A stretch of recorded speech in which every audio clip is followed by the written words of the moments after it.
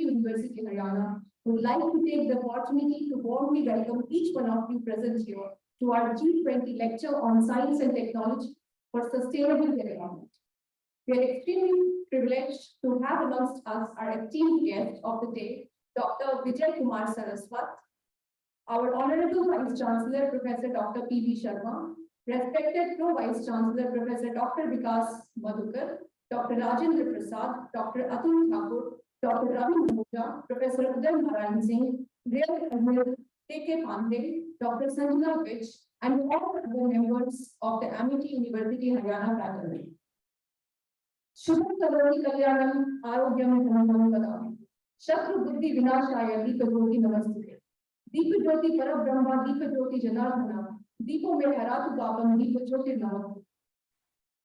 Prayer is an invocation of the heart, a calling forth of divine energies to be manifested in one's life.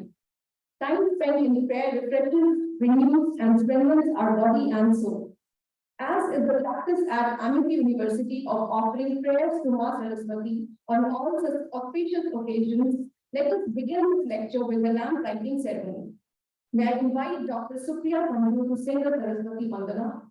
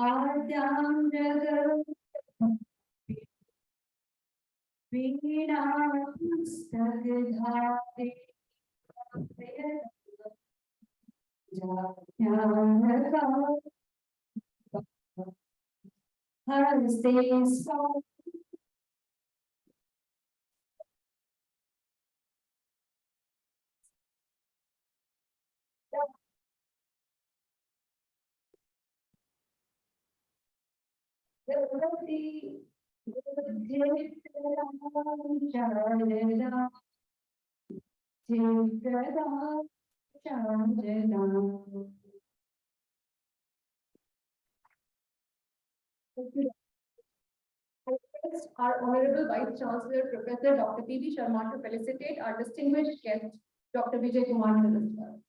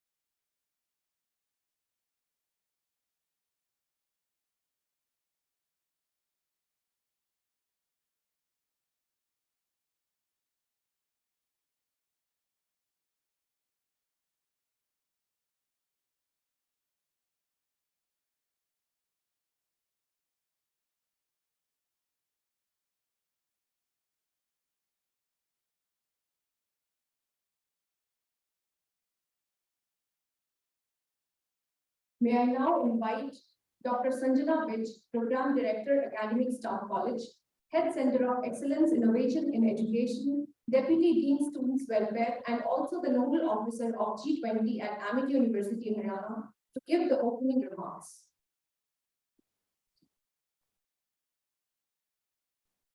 Thank you, Dr. Parijat. Good afternoon to distinguished guests, dignitaries on the dais, dear colleagues, students, ladies and gentlemen, on behalf of Amity University Haryana, Center of Excellence for Innovation in Education, and G20 University Connect, I'm pleased to welcome you all for an inspiring lecture today on science and technology for sustainable development by our esteemed speaker, Padma Shri, Padma Bhushan, Dr. Vijay Kumar Saraswat, member Niti Aayog and Chancellor Jawaharlal Nehru University, who is a gifted scientist with a vast experience in defense research in both basic and applied sciences. We are so grateful to respected Dr. Vijay Kumar Saraswat for accepting our invitation to deliver the lecture today. So a very warm welcome to you, sir.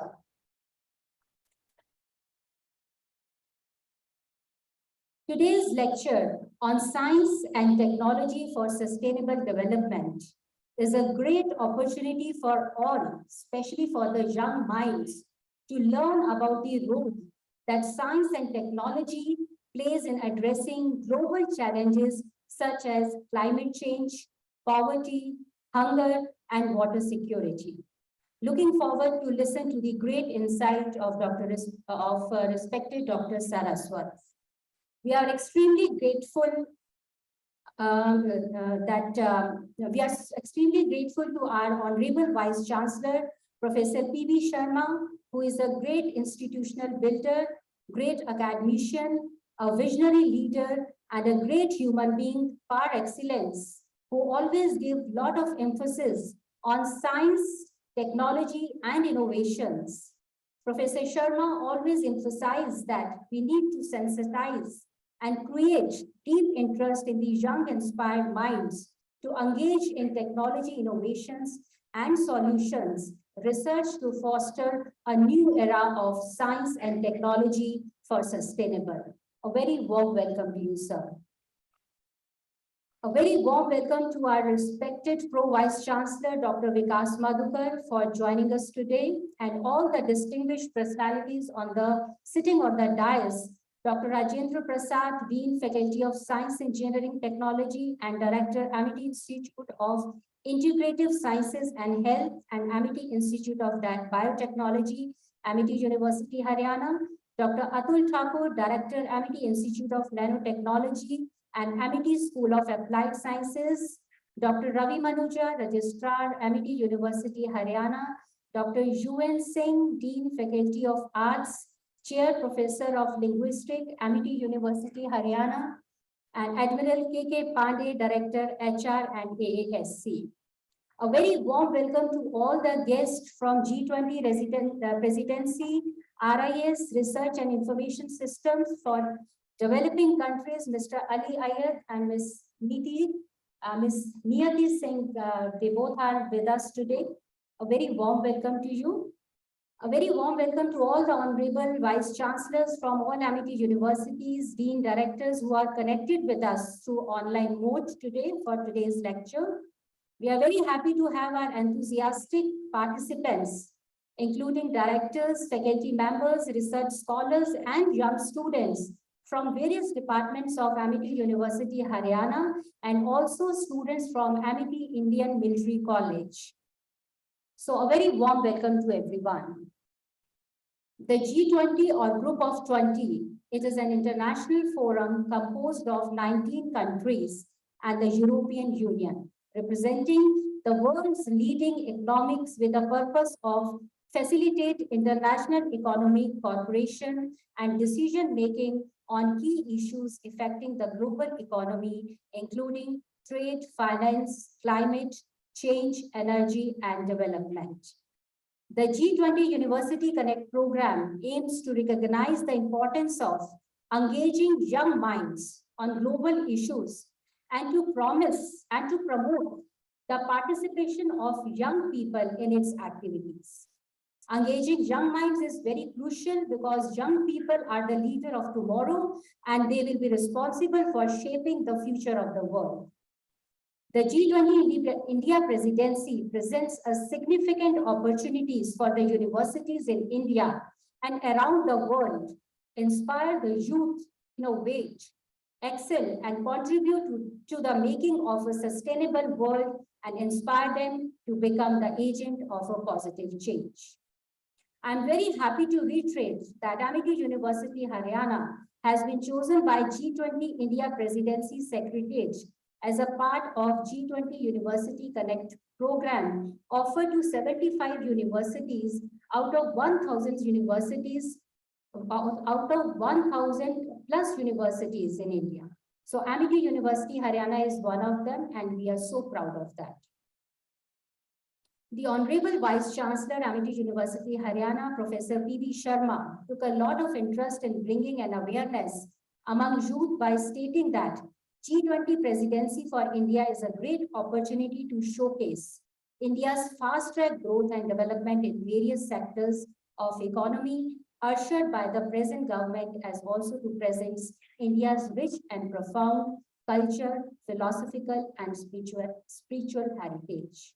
In this regard, Amity University, Haryana have planned and organized number of initiatives to create the necessary awareness about G20 India presidency opportunities.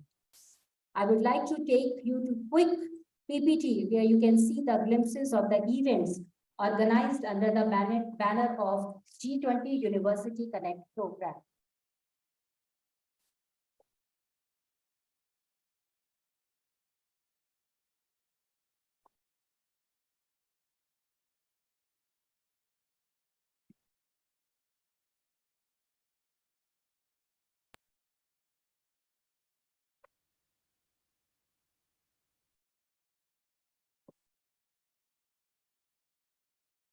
So this slide shows that all the programs under the visionary leadership of Honorable Founder President of Amity Education Group, Dr. Ashok K. Chauhan, and dynamic leadership of Honorable Chancellor, Amity University, Haryana, Dr. Aseem Chauhan, Amity University, Gurugram, organizes various programs under G20 University Connect program. Honorable Vice Chancellor Professor P.V. Sharma, few faculty members, and 50 students from the university, Amity University, attended the inaugural special meeting at Sushma Swaraj Bhavan, New Delhi on 1st December 2022. The meeting was quite impactful. At the end, they opened the floor for the students to ask the questions from the panelists, which was a great learning for all of us. You can see the glimpses of that meeting. All happy faces you can see. Amity University, Haryana started with their sensitization programs, and they have organized a wide range of impactful programs that have provided valuable opportunities for students to enhance their knowledge and skills in various fields. Dr. Mangu Singh lecture on the future of mobility in India, the metro experience, emerging trends and opportunities was organized, and the eminent expert speaker, Dr. Mangu Singh, who is the former managing director, Delhi Metro Rail Corporation, took this lecture, wherein he emphasized on various parameters like road safety, how to reduce the speed limit of the vehicles, and what about the green technologies. So it was an impactful lecture, and after the lecture, the question answers was conducted, wherein students got the opportunities to ask questions and clarify their doubts related to our metro, regarding our metros. So you can see the glimpses how students are involved and questioning and standing for questioning and standing for asking the questions. Next program we have organized G20 poster competition, and the topic was One Earth, One Family, One Future, Vasudhaiva Kutumbakam, the essence of India's G20 presidency. This competition aimed to encourage students to showcase their creativity, skills, and design posters that convey meaningful messages related to the global issues and challenges faced by G20 member countries. And the poster highlighted the wide range of topics like climate change, poverty reduction, gender equality, global trade, innovations, etc. You can see the happy faces. The event was highly engaging with good number of participants and with various departments they have participated. So overall, the G20 poster competition at our university was a huge success. At the end of the competition, the top 3 posters were selected and the winners were announced. As you can see on the screen, Yashwini Yadav from Masters of Fine Arts got the first prize. And then second position, Mansha Deep from Bachelor's in Clinical Psychology got second position. And Mr. Yash Gautam, Bachelor of Fine Arts, got third position. So we can just clap for those students. They really did excellent job. And not only for the winners, but also for those students who have participated with full zeal, energy, and enthusiasm. So a big round of applause for them also. Next, we have organized brainstorming session and students from various departments participated, like Amity School of Engineering and Technology, from Amity Business School, Amity School of Art and Sciences, Amity School of Psychology and Behavioral Sciences, Amity College of Commerce, and they spoke on a different themes, as you can see on the screen: green growth and sustainability in business, psychology aspects of technological advancement. So they spoke on a different themes, and it was an excellent sessions by students. The program started with an impactful address by the Honorable Vice Chancellor, Professor P.V. Sharma, where Professor Sharma sir highlighted that new age of digital transformation has ushered a new era of knowledge, explosion, and innovation infinite, connecting the vast humanity to work together for a common cause of creating a happy, healthy, prosperous, and blissful world. You can see the glimpses. Students are very happy. And Amity School of Psychology and Behavioral Sciences reflected on psychology aspects of technological advancement, and that group is the winner for this particular session. So a big clap for them, and also for those students who participated. We have also celebrated World Water Day 2023 on the theme Water, the Excellence of Life, Save It. This session was taken by Dr. Arundeep Walia, and Dr. Arundeep Walia highlighted that every day should be celebrated as a water day, as water is what sustains in our life and the best medicine for all of us. You can see the glimpses of these programs. We have also organized World Meteorological Organization Day. You can see the glimpses of these programs. We had also organized this G20 presidency, Foster Peace, Hope and Harmony for the Blissful Life. This was an expert lecture by Swami Mukunda Nanda, a global spiritual alumnus of IIT Delhi and IIMT. So it was a great show. So overall, all the programs was very impactful and inspiring programs we have conducted under G20 University Connect program. A very big thanks to G20 presidency and RIS for giving us the full support for organizing these programs. Thank you so much for your patience. Now we will take you to the G20 logo reveal video.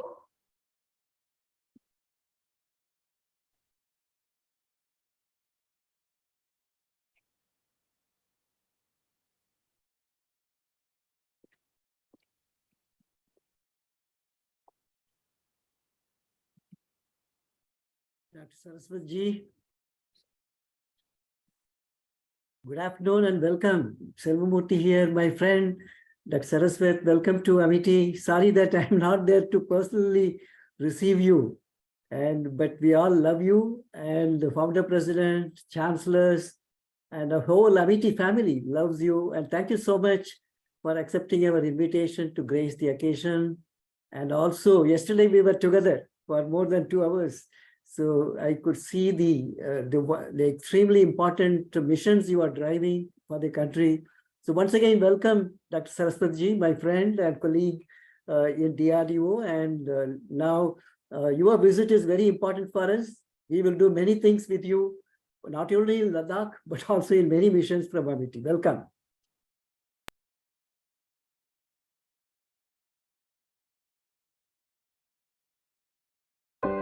India, home to 1.3 billion people, is a confluence of religions,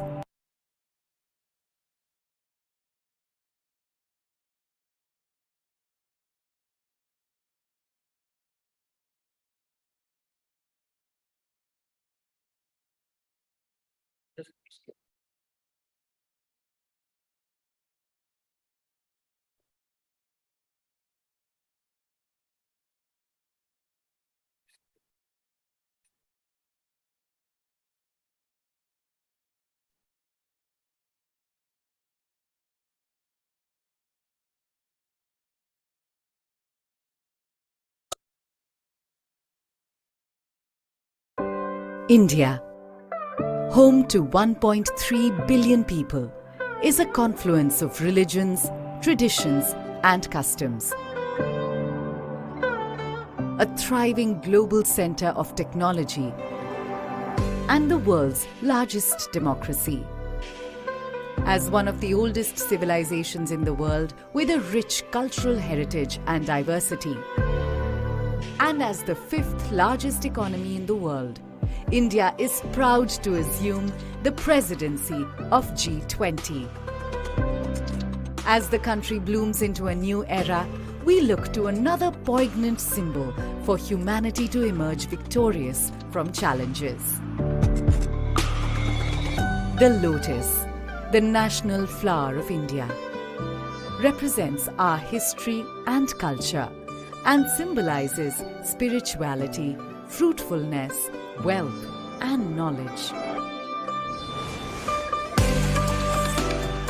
And that's the inspiration for India's G20 logo design.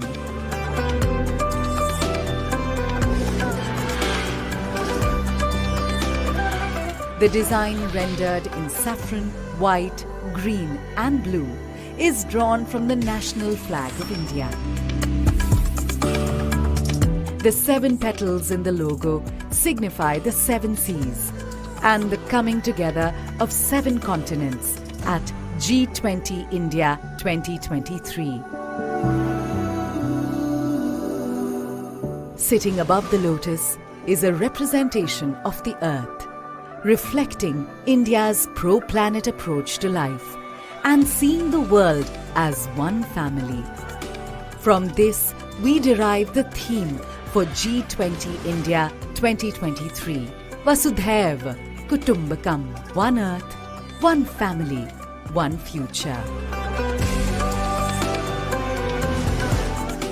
A theme that brings the G20's focus on shared global growth, while being in harmony with nature.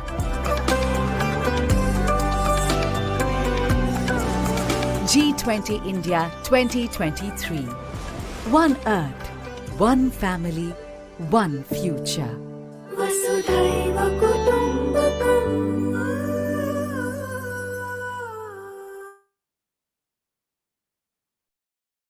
What a wonderful evening. Our next speaker, Professor Dr. Vikas Madhukar, is currently the Pro-Vice Chancellor at Amity University, Gurugram, Dean Faculty of Management Studies, Director, Amity Business School, and also heading the Amity Innovation Incubation, which is supported by Ministry of Electronics and Information Technology under Mighty Tide 2.0.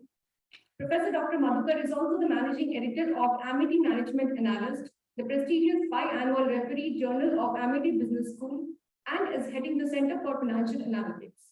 Professor Dr. Madhukar is a guide and a mentor who leads with a collaborative approach and possesses excellent multitasking skills. May I now request Professor Dr. Vikas Madhukar to address the gathering.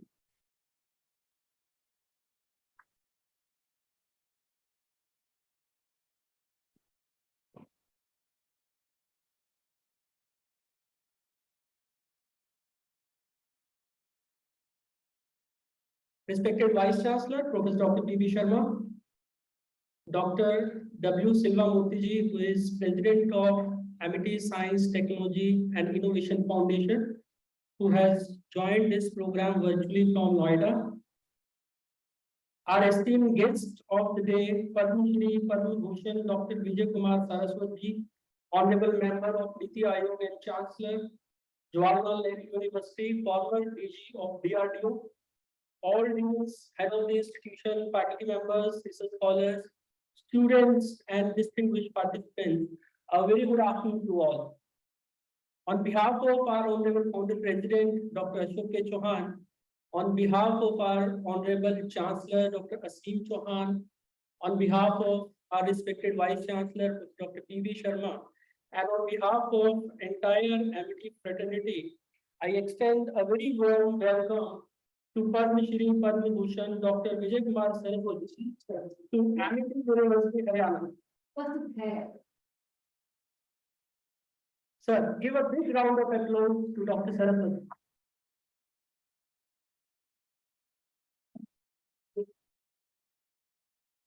I also extend a very warm welcome to Mr. Syed Ali and Ms. Niti Singh, who are the representative from Research and Information System for Developing Country and has played an important role in connecting university. It is a matter of great proud for all of us that Amity University, Haryana has been chosen to take up the theme of India's G20 presidency, Vasudhaiv Kutumbakam, one earth, one family, one future, which is drawn from the ancient Sanskrit text of Maha Upanishad. And the theme affirms that the value of all life, human, animal, plant, and microorganisms, and their interconnectedness on the planet Earth and in the wider universe. The theme also spotlights lifestyles for environment with its associated environmentally sustainable and responsible choices, both at the level of individual lifestyles as well as national development, leading to globally transformative action, resulting in a cleaner, greener, and a bluer future. Ladies and gentlemen, I feel immense proud to mention that Amity University, Haryana is a live laboratory of sustainability and is leading by example. The university has incorporated various aspects of sustainable development in the university curricula, teaching, learning, and research, imbibing knowledge and skills which are necessary to address the complex challenges and issue of sustainable development among students of the university. The university governance adopts practices, policies, and implements strategic actions to address the sustainability agenda.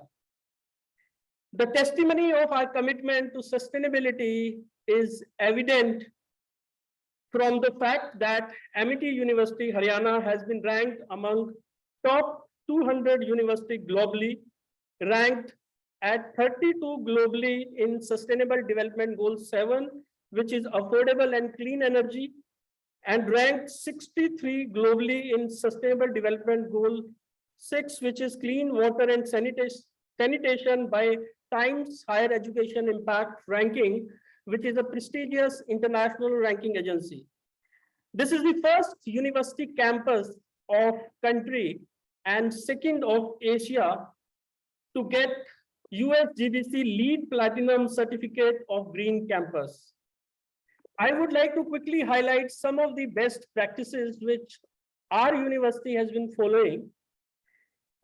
The university is a zero waste water discharge campus, and all wastewater is recycled through effluent treatment plant and sewage treatment plant. The efficient water conservation through recycling, reuse of water, rainwater harvesting, and water resistance planting. Energy efficient building with exposure of natural sunlight, installation of solar plant to meet about our 20% of energy requirement internally. The organic waste is disposed through biogas production and composing infrastructure available at the campus. As I was mentioning, that the university has integrated the sustainability aspect in all of its governance policies. So we have well-defined policies to ensure that the gender equality to be maintained in the campus. We should be able to follow a non-discriminating policy towards our students, faculty, and staff, and can protect the welfare and well-being of not only our student, but also of our faculty and staff member. The university is offering large number of programs which are contributing to environmental sustainability, social sustainability, and of course, the economic sustainability. We have program MBA in sustainable management. We have MTech program, solar and alternate energy. We have MSc program, renewable energy. We have MTech program in atmospheric technology and climate management. We have program in environment, science and management. And we have many courses which we have kept open for all our undergraduate students, and the students can opt these courses as a minor, such as climate science, disaster management, built environment, dietetics and nutrition, entrepreneurship, environmental health and climate, and polymer technology, to name few. Our School of Optometry is pursuing a mission to eradicate preventive blindness by 2030 and has distributed more than 14,000 spectacles and conducted number of cataract surgery. Our nursing school and medical schools are producing professionals which are directly contributing to sustainable development goal 3, good health and well-being for all ages. The research, innovation, and entrepreneurship ecosystem of the university is greatly contributing to the economic sustainability, which is SDG 9, focusing on industry, innovation, and infrastructure. And each year, the university publish a sustainability report. And sir, we have already shared the sustainability report of the University of year 2021, which details all initiatives, and the report is segregated into 3 parts, where it is talking about that how the university is creating a positive impact in impacting the environment, contributing to environment protection, in social sustainability, and also the economic sustainability. With these few words, I once again extend a very warm welcome to our esteemed guest, Shri Vijay Saraswat ji, to Amity University, Haryana. Thank you, sir.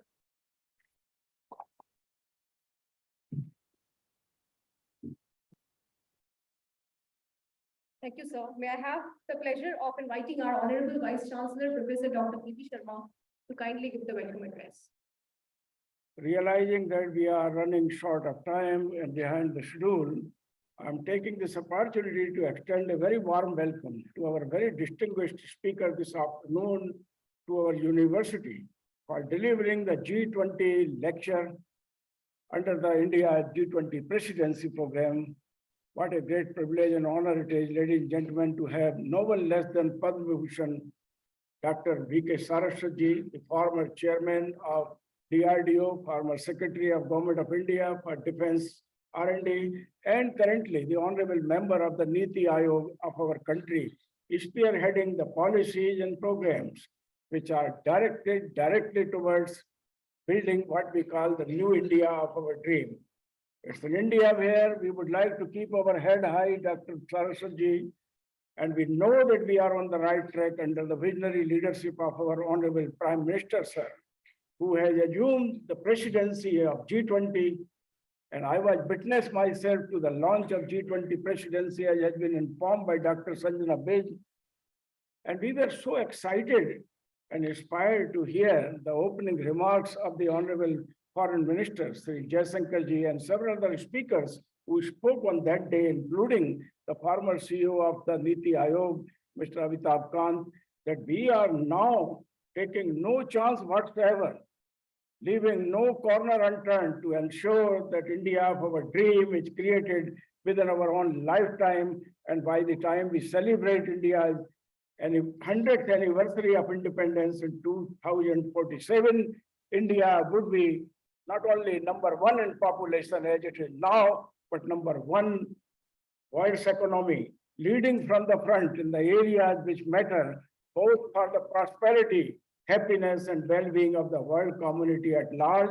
And that is why the G20 logo has accepted, in fact, to lead the world with the concept of one earth, one family, and one future under the banner of our Vedic dictate of Vasudhaiva Kutumbakam. Ladies and gentlemen, when the choice was given to us by the G20 presidency, RIS to organize G20 lecture at our university, we narrowed down our choice to no one less than the chosen son of Mother India, Dr. V.K. Saraswat. For the simple reason that here you have Dr. Saraswat, who had led this country from the front in the defense self-reliance during his days as the Director General of DRDO, and in fact provided the turning point for nation's research and development to focus not only on quality and excellence of research, but to ensure that the technology incubation, technology development, product development of direct utility for our own country's self-reliance become the hallmark of DRDO laboratories. I was witness to all this during my days at IIT Delhi, Delhi College of Engineering, and Delhi Technological University, where I could see, in fact, India rising to great esteem through DRDO efforts led by Dr. V.K. Saraswat ji. And we are so delighted to have you this afternoon, sir, at our university.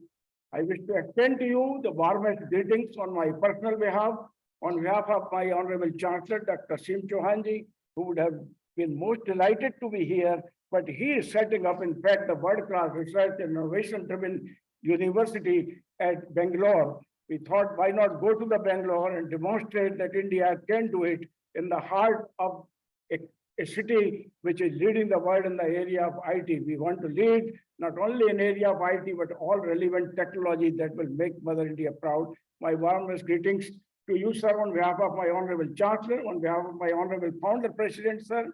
I extend to you a warm greeting. And in fact, thank you very much for accepting our invitation to be here with us. No one less than Dr. Selva Murthy, who is our President of Science and Technology Innovation Council of Amity University, who has been with you as your controller of R&D at DRDO, himself has joined us on the screen here. I extend to you warm greetings on behalf of Dr. Selva Murthy, leading the Amity Education Group to great heights of our commitment towards building a great nation of our dream, and also contributing immensely to the concepts of highly relevant and sustainable future that we wish to achieve for ourselves. Ladies and gentlemen, G20 presidency here is one of the greatest opportunity for each one of us, not only in the university here, but in the whole society at large in India, to put our very best foot forward and to join the efforts of our government and our agencies to create that India of our dream in which we would like to live, keeping our head high with ensuring that prosperity and happiness, they become the hallmark of the development. And that is why G20 presidency motto is hope, harmony, peace, and stability. They are the defining ideas that India's presidency G20 is so well focused on, said our own Honorable Prime Minister while assuming the G20 presidency for our great nation. India's G20 presidency, as per the wordings of our Honorable Prime Minister at the time of assuming the presidency, where it will be inclusive, it will be ambitious, but it will also be decisive and action-oriented. And that is why during the year of India's presidency, a whole lot of initiatives have been mounted and actions are being taken to demonstrate that we can do it and we should do it and we cannot fail to do it. And it is with that kind of firm commitment and resolve, the G20 presidency of India is making a big difference in the community of nations, which comprise of the most developed economies of the world, including America, Japan, Germany, United Kingdom, and others, but they also include nations like ours and China, where you find the accelerated growth and development taking place even when the world is in recession as far as economic developments are concerned. Now that we are number one in population and we have overtaken China, we have a great opportunity to build India of our dream and accelerate our developmental goals from the point of view of not only making India's economy to leapfrog from current levels of $3.4 trillion-dollar economy, but to an extent that we achieve the target of saying one day in our own lifetime that the 17% population of the world that India has is contributing more than 17% share of the world GDP. It is that kind of ambitious plan that we have to keep in front of us.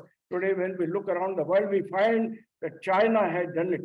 They have 17% population of the world, and their share to GDP is around 16%. And that is why, in fact, you find everywhere made in China. Tomorrow it will happen in India also, now that we have taken the firm resolve to ensure that we make in India and we make it for our own country and we make it for the whole of the world. In fact, it is that kind of ambition with which the whole agenda of G20 presidency is here. Our very purpose of organizing this lecture, Dr. Saraswat sir, was to also commit ourselves that alongside with development, we do not want development with tears. We do not want development with bad quality of air or polluted rivers of this nation. We want development with cheers and happiness, so that not only we become number one economy, we become number one in terms of the happiness index, we become number one in terms of road safety and internal security, we become number one as one of the happiest place on planet Mother Earth. Our forefathers would then be very happy with us, and I'm sure the commitment of the government of the day and the commitment of the universities in India is in that direction. As a former president of AIU, when we met at Mysore last year, we knew that presidency is coming for India. We took a pledge that our universities will lead by example. We will not merely simply serve the cause of education and research. We will lead by example in terms of technology innovations, in terms of technology incubation, in terms of product development, in terms of providing to the nation, in fact, the finest examples by which we can demonstrate that we are learning by doing, and we are also contributing to the growth of our advanced nations. And it is this leadership, leading by example, is what you see in my campus here. My Pro-Vice Chancellor, Dr. Vikas Madhukar, has just informed that in terms of water, we are a highly secured campus, even rated among the top 100 universities of the world by the Times Higher Education ranking last year. We are in fact reprocessing every single drop of wastewater, retreating it, reutilizing it, and sparing no one, including the Vice Chancellor, to utilize the treated wastewater for a whole lot of purposes for which wastewater can be put to a good use. You see the greenest campus here, primarily because our focus and attention on water security is of the highest order. We are doing the same thing on waste management. We are doing the same thing for renewable energy, and our commitment to lead by example is firm and final in terms of the technology innovations that will assure highest levels of sustainability and make Mother India proud by the contributions of our faculty, of our inspired minds of scholars and students, and each one of us who are so deeply committed to see the India of our dream happening in our own lifetime.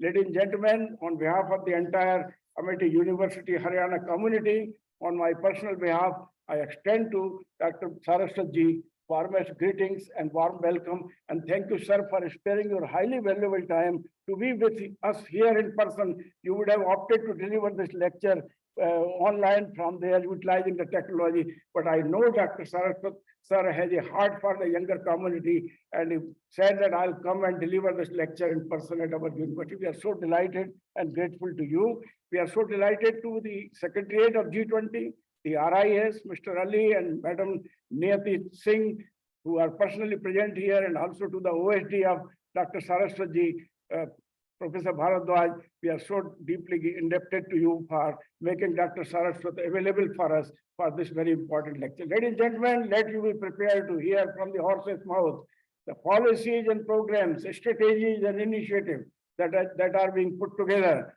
to deliver to you India of your dream, and then asking you to commit yourself right today to make it happen and contribute by your own effort, by leading by example from the universities in India. I extend a warm welcome to all the young minds present here, especially the student community, who are the future.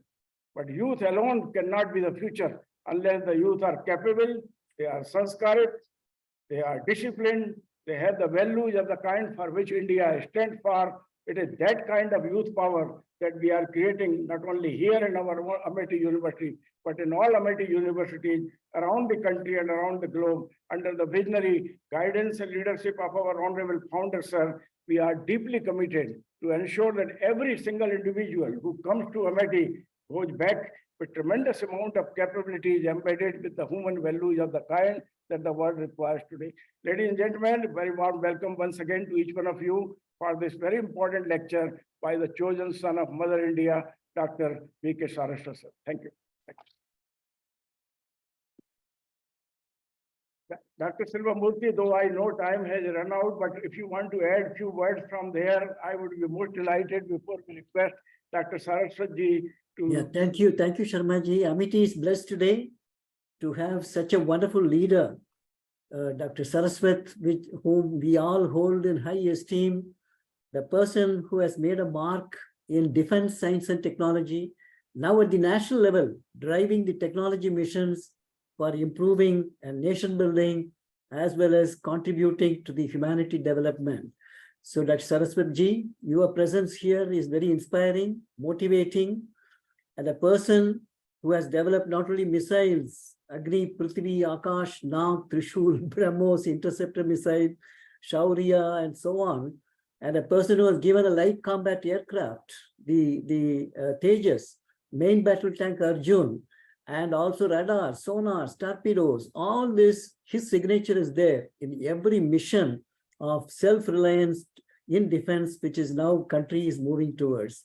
And now he is spearheading the technology missions in Niti Aayog. Yesterday, I was fortunate to be with him for 2 hours in his office to plan. He's thinking how we can use technologies for Ladakh development. So where Amity can, what Amity can do, what DRDO can do, CSIR can do, ICR. So every breath of Dr. Saraswat is only to look at how do we develop nation through science and technology. So we are going to listen to you, sir, and learn, have the margdarshan, and we want to contribute to your mission from Amity, research and development. Amity is yours, it's your resource. Please push, tell us, order us, this is what Amity has to do, we will do it for you. Welcome once again, and thank you so much for accepting our invitation to be here, Dr. Saraswat. Thank you so much, sir, for your kind words. Before we invite our esteemed guest to deliver his lecture, let me read his brief profile. Dr. Vijay Kumar Saraswat is a... You're most welcome, sir. Sure, sir. Can somebody help me Yes, to get yes, my I lecture? would now? help you Yeah. with. Thank you very much.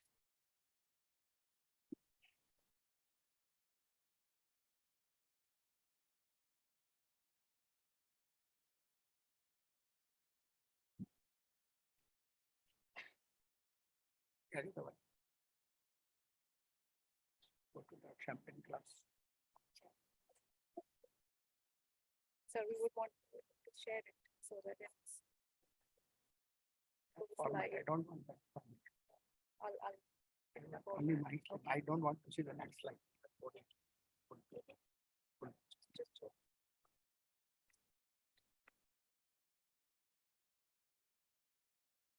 So nice.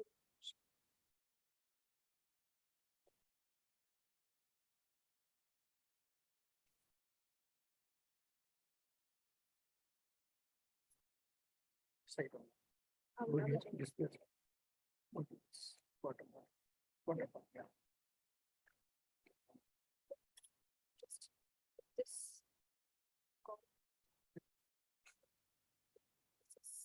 I got the page down. Thank you. Namaskar and very good afternoon. बोलिए जोर से थोड़ा good afternoon. Now I see the energy of Amity. Honorable Shri, my dear friend and colleague of older times, Professor P.B. Sharma, and all the distinguished faculty members on the dais, of the dais, the dear students, I think there are many guests also invited, and all those who have joined in a virtual mode from different parts of the country. representing different institutions of Amity. It's an honor and privilege to be among all of you today to discuss a very important topic, which is the theme of G20 deliberations, sustainability. I think Honorable Prime Minister, when he gave the message of what is expected, was narrated as part of the logo of G20. One country, one planet, and future, and all that, that kind of thing. It was very clear. And also he said at that time that the world is looking at G20 with hope. Why he said that?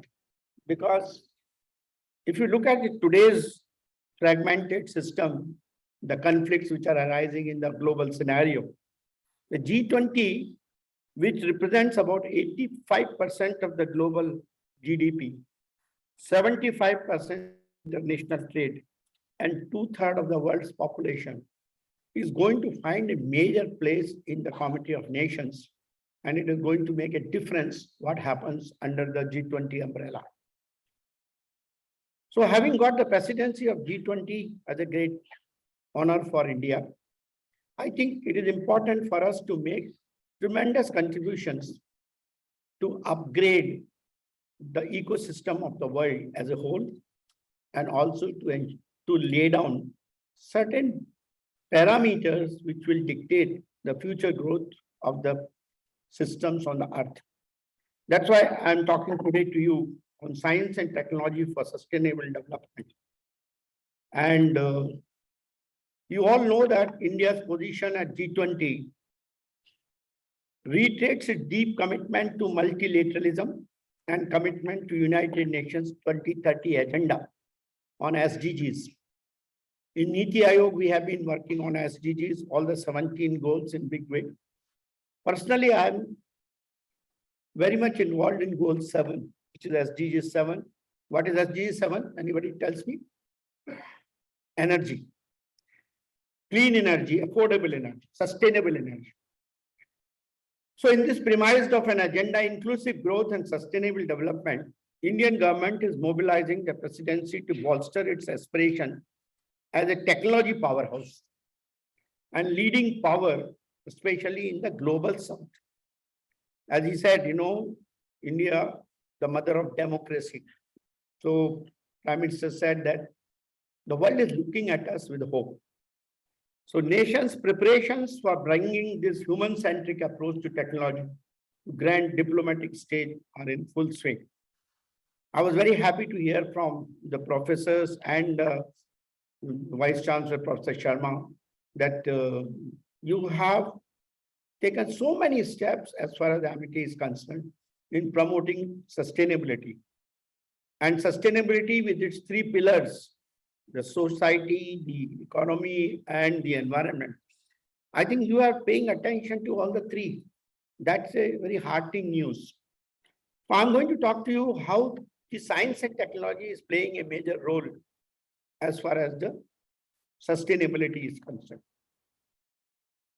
All of us know that science and technology has made tremendous impact as far as the life on the earth is concerned. All of us are enjoying the fruits of SNT in different ways, the type of comfort, shortening the time of travel, the kind of comfort in which you are sitting today here, your railways, aviation, everything. Not only that, what has happened, but what is going to happen. The new technologies are emerging and they are opening up variety of applications. Now it is up to us, our ingenuity, how to make use of them, how the human mind can make use of them to make sure that the life on the earth is better than what it was earlier. And also we leave this earth as good as we have today or better for the future generations. So all the scientific minds have to now come together. And that is why we are here today. Create innovations to bring better sustainability. The point remains is how the science is being used for converting everything that is related to science into action. All of us know that there is a scientific perspective, there is a technological perspective, and there's the ecological and economic political perspective. These are the three perspectives which are actually making the whole scenario. When they join together and go on to the vehicle of science and technology for society, then emerges what is called the process of decision making. And in the process of decision making, the inputs are based on all the three lines which I have identified here. And that gives you what is called action. So many issues in society involve science and technology today. The problem is that science and technology has made tremendous impact in the economic growth, in the comfort, in the lifestyle, but it has also left significant adverse impact. And all of us know what are those adverse impacts. We have pollution, we have global warming, we have consumption. Our society is driven by demand and consumption. Resources are being depleted. All of us know that oil is not going to last for beyond another 2035. We all know that gas is going to be a problem tomorrow. The land is shrinking because more and more urbanization taking place. There will be problem of agriculture. You have shortage of water. Water is, I think, Professor Sharma talked about water. The greatest problem with water is India. India has only 4% of the freshwater resource of the globe. And our population is 16% to 17% of the globe today. So that we are a water-stressed nation. We are going to be in difficulty. So science-based economy is what we have to look at. And that will be through the social change, what is happening today through the internet, the environmental change, which is going to be part of our climate control, the health and medical change, which is being practiced in this institution through the biotechnology measures, and national security change, of which I have been part throughout my journey, where we developed weapons. And we also can develop weapons of mass destruction. So there are different people.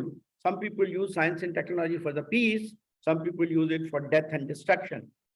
But in today's world where deterrence is a must, sometimes you have to do weapons of mass destruction also, but only as a deterrence. And that's why Government of India made always this statement that our weapons of mass destruction are only for the purpose as a deterrence. They are only for peace, maintaining peace in the society. The science has different, steps which have been there, and it has been growing for many, many years.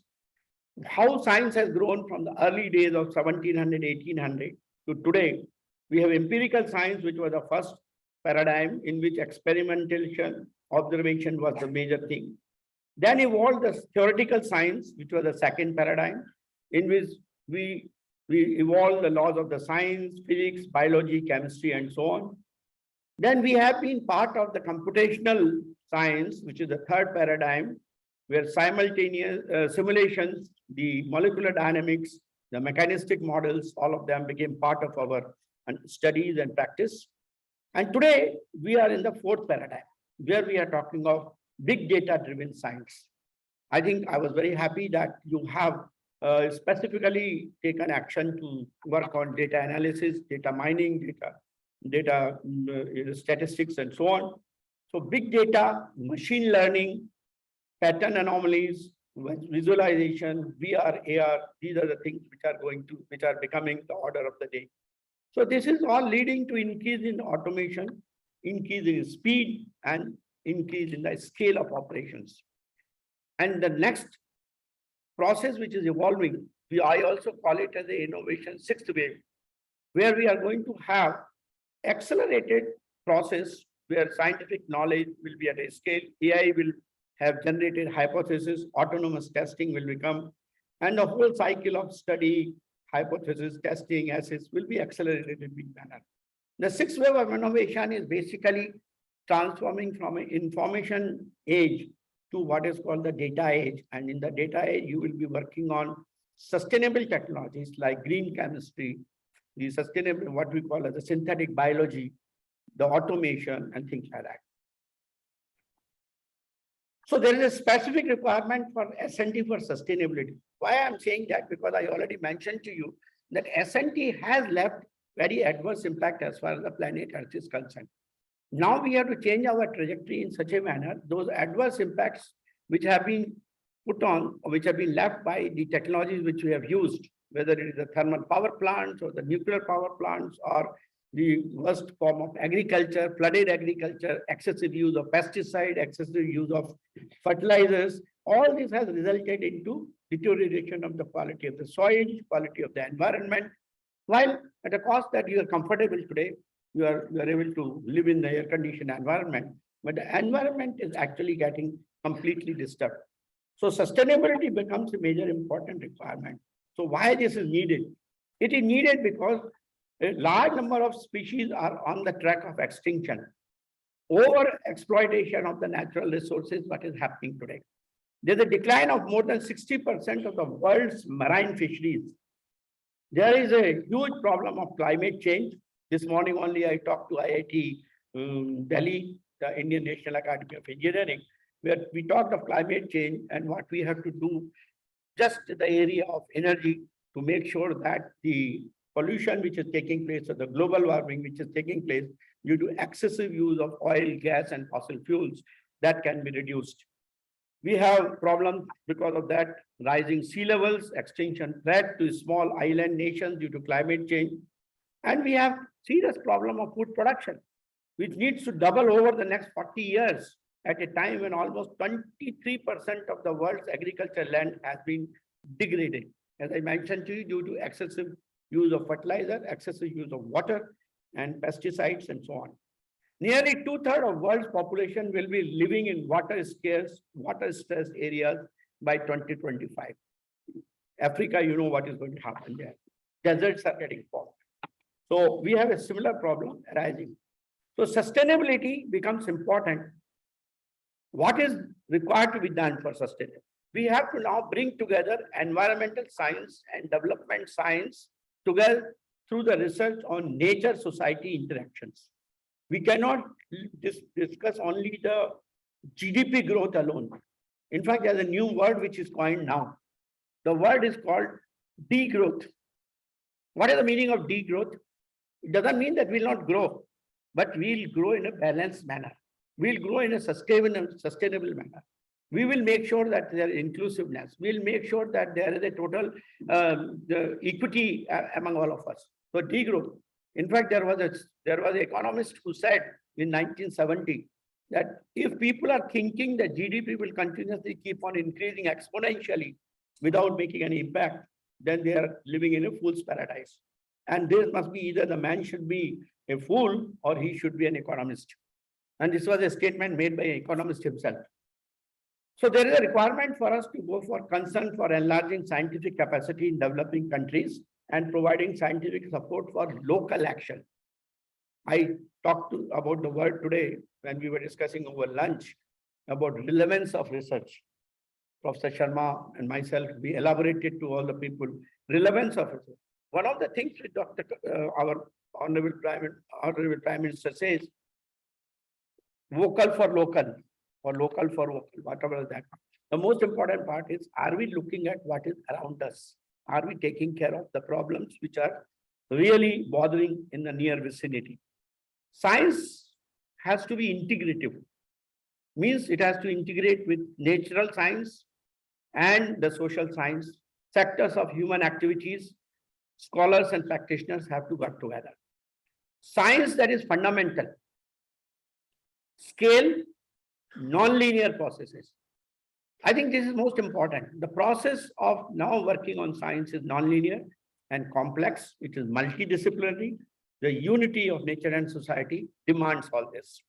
Science that is regional and place-based, where people and ecosystems are, where a transition can happen, where integration takes place, where complexity is understandable. That is what we are looking at. As I mentioned to you, since there are three pillars of sustainability, economy, ecology, and society, each pillar has got certain indicators. What are those indicators? For example, if you take ecology and environment, you are looking today through the digitization, the biodiversity, the alternative mobility concepts. I was very happy to see that Dr. Mangu Singh came about talking the future of mobility. I think it's a very important point. Durable products. In fact, about products, I want to mention to you a few things. And that is also related to what we call as the circular economy. I think we are all into what is called overconsumption. Overconsumption is becoming a buzzword.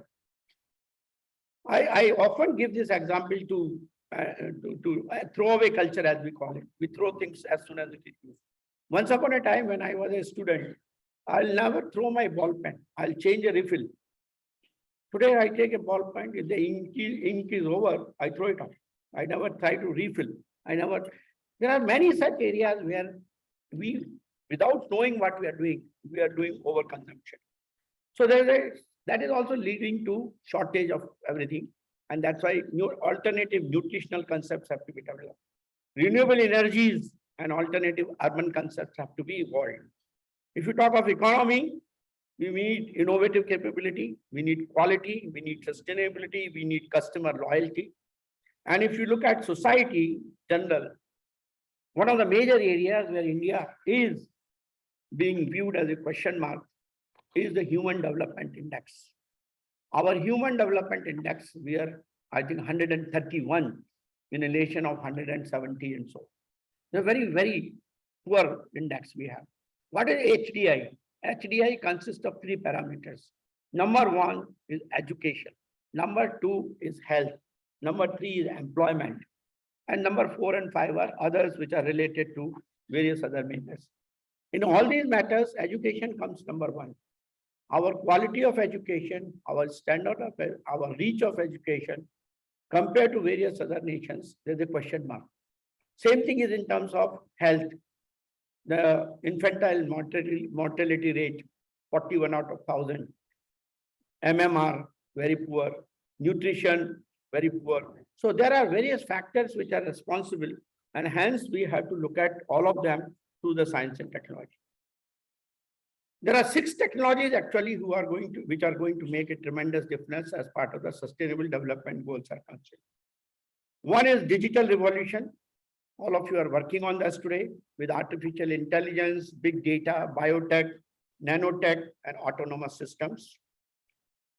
We are all working in the area of green building you talk of, or the smart building, the smart cities, decent housing, mobility, sustainable infrastructure, and pollution-free.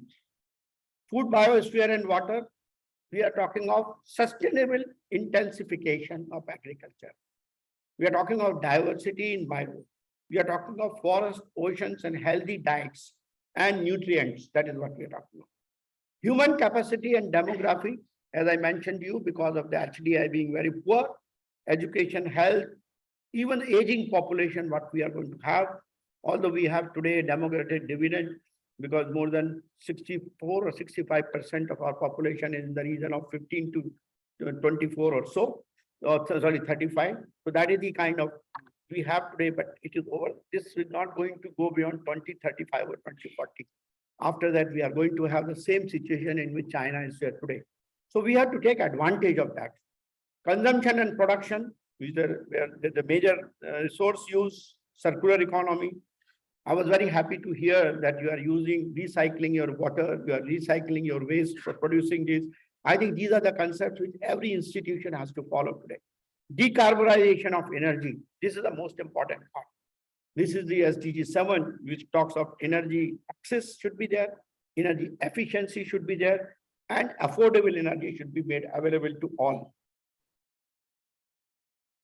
There are few technologies which are going to combine together. Fusion of them will lead to multi-trillion market capitalization over the next decade. What are those? Blockchain, genome sequencing, energy storage, robotics, and artificial intelligence. They are all putting together in different disciplines, whether it is finance, whether it is education, whether it is production, whether it is statistics, planning, governance, everywhere. They are going to make a tremendous impact. Education, health, everywhere it will make it. Internet of Things, all of you are knowing what is happening today. Already, I saw some people are already using the concepts of IoT. But the IoT based upon imported technologies is not what I'm looking at. I'm looking at IoT which will be homegrown. For example, if I'm making today a system which is a humanoid, or if I'm making today even a drone for that matter, I find that the drone parts, 80% are coming from Singapore. And we are assembling all of them and saying, this is my drone. Now that should not happen. We should make IoTs. So for that, different items have to be manufactured, designed, developed in India, like device connections and connectivity, data sensing systems like capture data, sensors and tags and so on. Then communication, digital communication or wireless communication. So we have to focus on networks, cloud, edge, and data transport.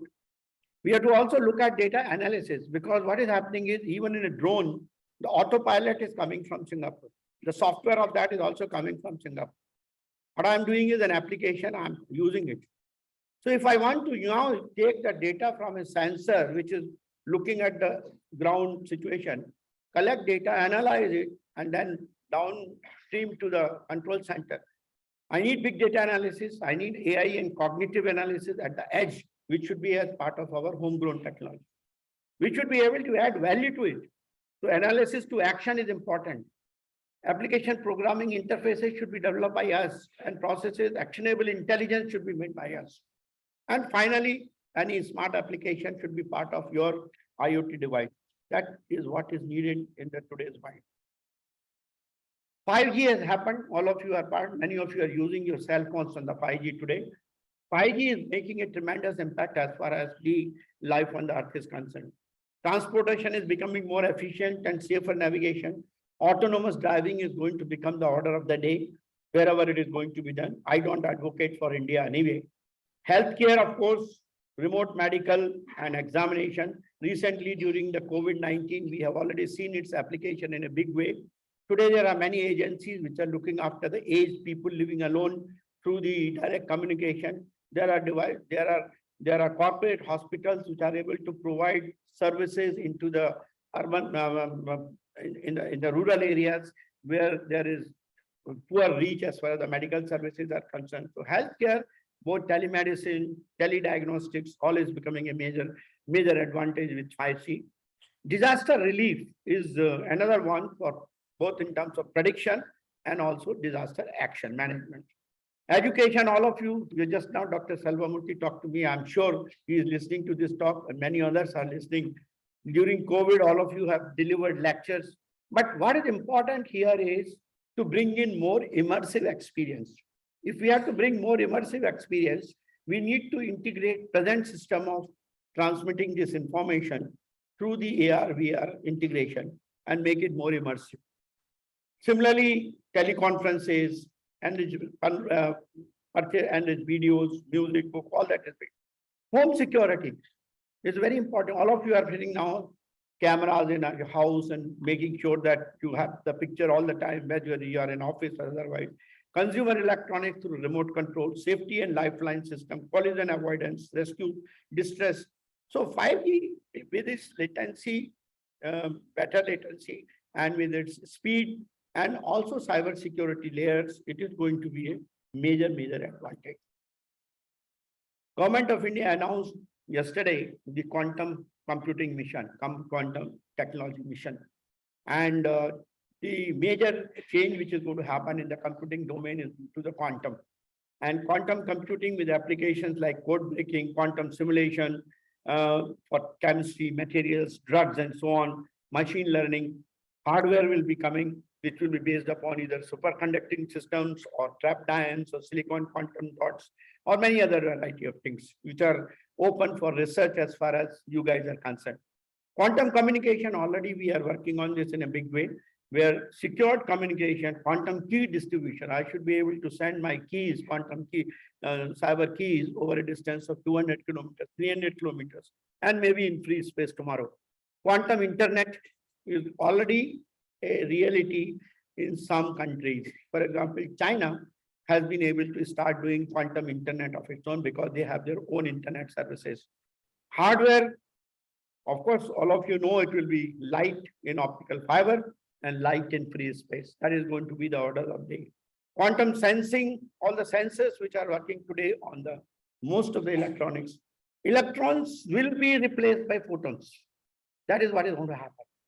So we will have gravitometry, magnetometry, all of them sensors coming in MRI, everything will be part of the quantum sensing process.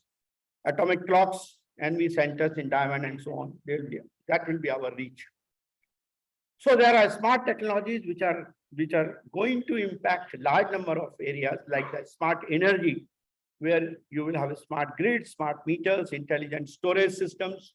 You will have smart buildings with smart building automation, intelligent buildings, advanced high voltage ACs and so on, and lighting equipment and CN. Intelligent mobility, I mentioned to you about driverless cars, parking management, ITS-enabled transportation, pricing, urban, rural, all this will happen. Smart technologies in the seamless connectivity, 5G I mentioned to you. The digital management of the infrastructure, sensor networks are already evolving. And we are going to see almost about 1 to 2 lakhs per year kind of data centers coming up because of this digitalization activity we have. That's a market which is going to open up for, and if that market is not captured by indigenous manufacturing, then again we'll be missing the bus. So we need to really go for the digital management of the infrastructure in a big way. Government of India is doing very well as far as the digital governance system is concerned. You know, e-governance, e-education, the smart healthcare. Slowly we are getting into a very big way in this. Smart security, next generation 911 and so on. The fusion of 5G, artificial intelligence and IoT will play a significant role in critical areas like transportation and logistics. The industrial operations, Industry 4.0, I'm going to talk to you about that, like factory automation and remote sensing and maintenance, healthcare and public safety and security. There are 25 technologies which are going to change the complete scenario as far as S&T is concerned, and they'll be all used for sustainable development. Many of these subjects are being taught to you today, and many of them are yet to be taken up. For example, artificial intelligence and machine learning is being taught to you today. You are practicing also. Wearables and augmented humans, intelligent spaces and smart spaces, cloud and edge computing, digital twins. I don't know how many you are working on digital twins. We have started doing, for example, if I have to design an aircraft today, the first thing we will do is to go for a digital twin of the aircraft or a missile for that. The first thing is for any system, you create a digital twin before you start cutting the metal and things like that. Voice interface and chatbots, robots, machine. So like that, there are about 25, 30 technologies which are going to make a tremendous impact as far as projects are concerned. Manufacturing is also going to be affected, and there's a called sustainable manufacturing. It is growing from what used to be earlier traditional manufacturing, where we used to cut metal, drill, machine, and so on. It was more like a substitution-based system. Then came the era of lean manufacturing, where we were avoiding waste. Then came the era of green manufacturing, where we are trying to control the energy 3R-based system. And today, as part of the sustainable call, the sustainable manufacturing demands innovation, and it needs what is called 6R based. It is embedded with circular economy. So you have a concept like reduce, reuse, recycle, recover, redesign, remanufacture. That means you minimize the use of original material, make the use of the current material in a product, redesign based on that. First of all, do the maintenance. If it is not working, then you open it up, then reduce it, reuse it, recycle it, redesign it, and remanufacture using it. So this sustainable manufacturing is going to reduce the stress on the natural resources in a big way.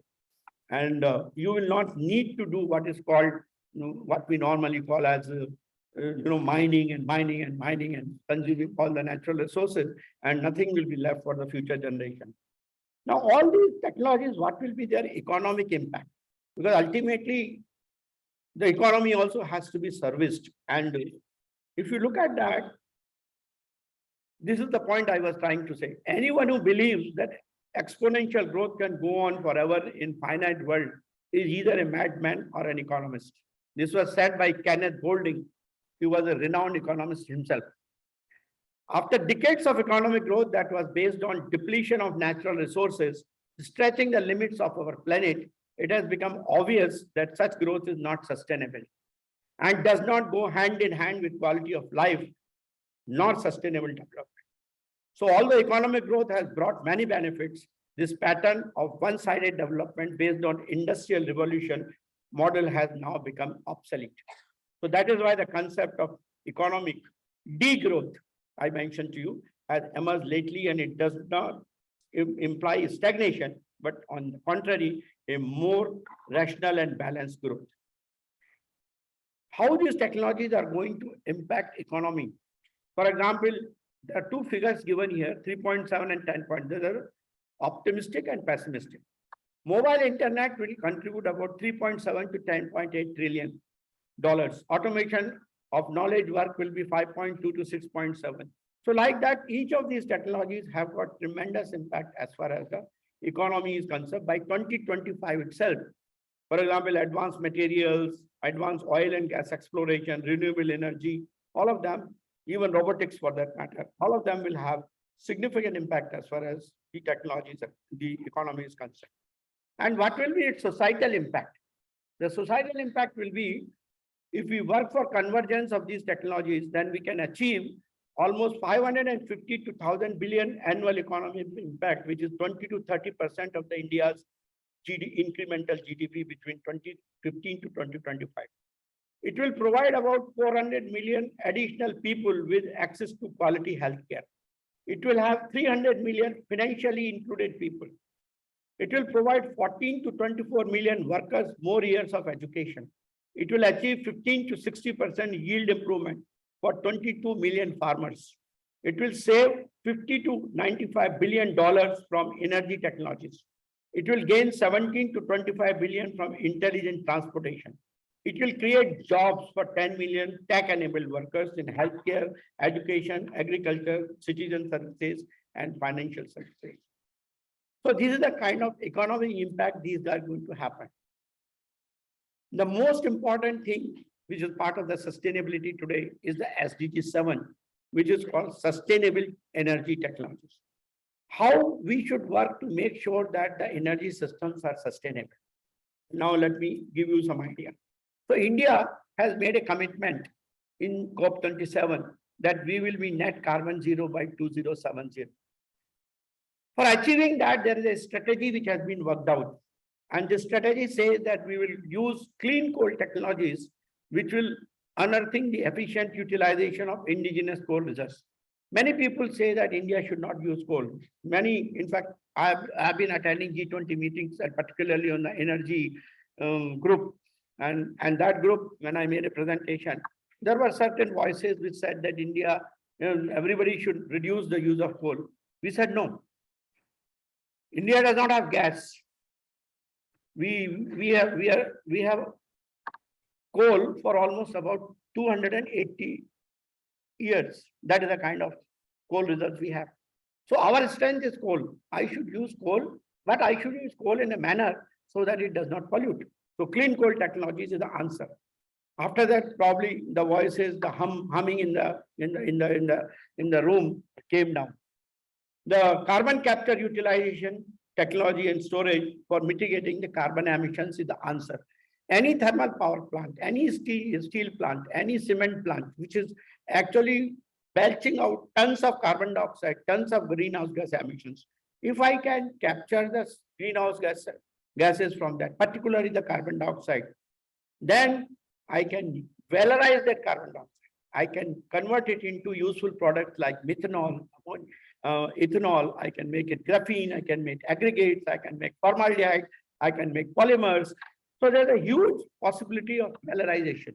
And whatever is not valorized, we should be able to store under the below in the rocks in the sea and so on. So that kind of a thing is feasible. Hydrogen economy has been launched by Government of India. So it should use blue and green hydrogen, enabling clean fuel opportunity for energy conversion with zero carbon emissions. Methanol, ethanol, and ammonia should be the alternate fuels for clean combustion in every sector. Already internationally today, the marine sector has been switching over from the heavy fuels to now methanol and ammonia in a big way. See, we are going to be penetration of renewable energy in a big way, but renewable energy has its own problems of vagaries in terms of the day and night cycle. So as a result, you need something to support the base load, and that base load can be best supported by nuclear power, the small modular reactors, heat and power generation for captive and replacement sites, providing emissions in large scale, what is called nuclear power plant issues. Large scale plants require huge footprint, lot of safety measures, whereas if you propose small modular reactors, they can be manufactured in the factories like any other machine. They can be taken from there and transported into the sites where today the thermal power plants are there, and we can make use of them. Mobility, of course, vehicle electrification, alternate fuels, hybrid vehicles, fuel cell, alternate fuels, all of them are being practiced today. Renewable energy and storage systems, wind, solar, ocean, biomass, pumped storage systems, lithium ion, sodium ion, flow batteries, all of them. Some are under research, some are under production. Only my grudge, as far as these things are concerned, that while we are going towards 500 gigawatts of the solar energy, while we are going for 280 gigawatts out of that 500 of the solar and about 140 of the wind power, our 90% of this is coming through import. As on today, in spite of the PLI schemes which has been announced by the government of India, we still have not gone into manufacturing large scale PV cells or lithium ion batteries and so on. So by the time we actually set up this 500 gigawatts, if it is all done through the imported equipment, imported technology, then I think India will miss the bus as far as Atmanirbharta is concerned. Now, there is an investment required. If you want to get 500 gigawatts of renewable energy, then this requires about, which will mean about 50% of the country's electricity demand by 2030. We are adding almost about 35 to 40 gigawatts of energy, solar renewable energy per year. And in 2006, 2013, we had spent about $32 billion. In 14 to 21, this number went up to $75 billion.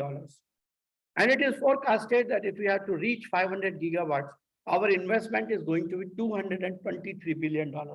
That is the kind of investment that would be needed. So that there's a value to each one of them. And that's very important, that how do we generate this kind of a resource for meeting this requirement, which have a very, very serious impact as far as the economy is concerned. There is a saying that how we can increase the efficiency of existing thermal power plants and things like that. But the point remains that there are ways and means of doing it.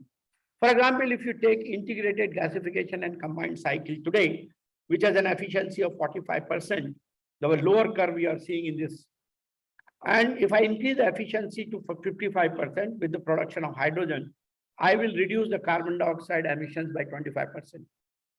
There's another method.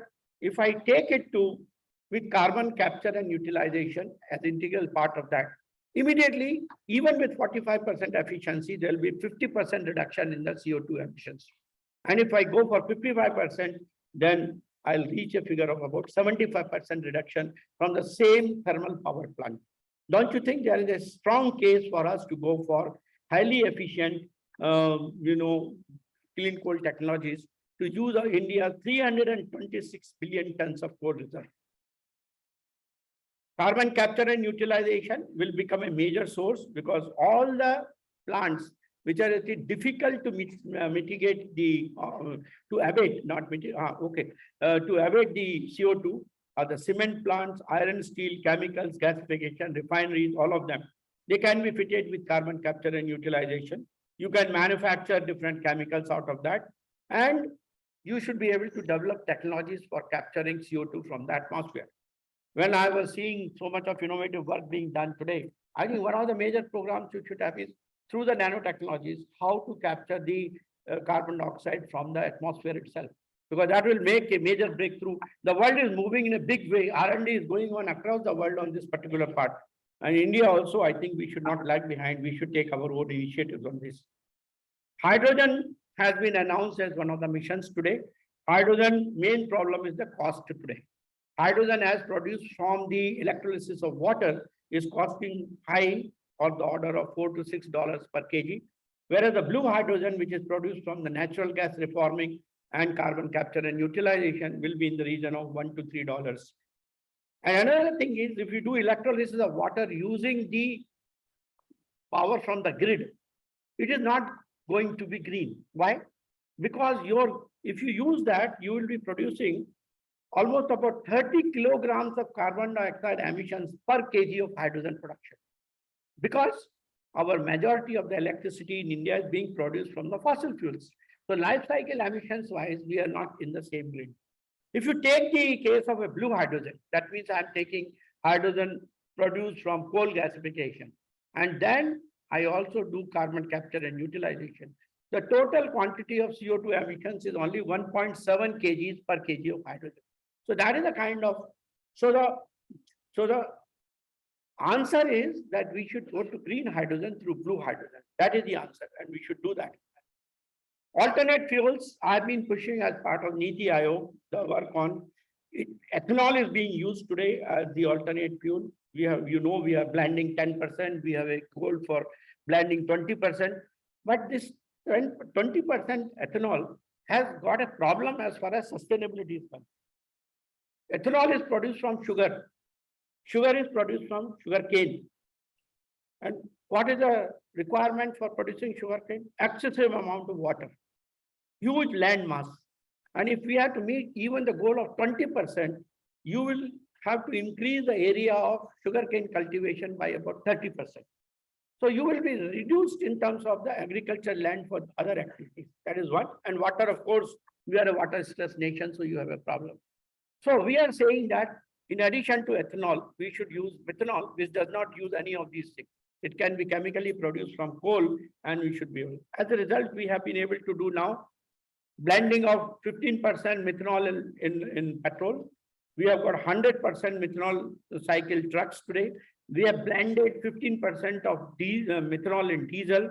We have blended 20% of dimethyl ether in LPG. And methanol is one of the carriers of hydrogen, CH3OH. So 4 atoms of hydrogen you have. So you can reform methanol into hydrogen through a reforming process. Technology is required to be developed through innovation here. Put it on board a truck where the battery cannot go, and then use that hydrogen for running a fuel cell. And with that fuel cell, you can drive your electric vehicle. So that is the kind of, challenge. Opportunity is there, but challenge is to develop a good reformer with a smaller footprint. Today we have a reformer of very large size. We have to reduce the size, and we'll be able to make it happen. So I mentioned to you about nuclear energy as a mix.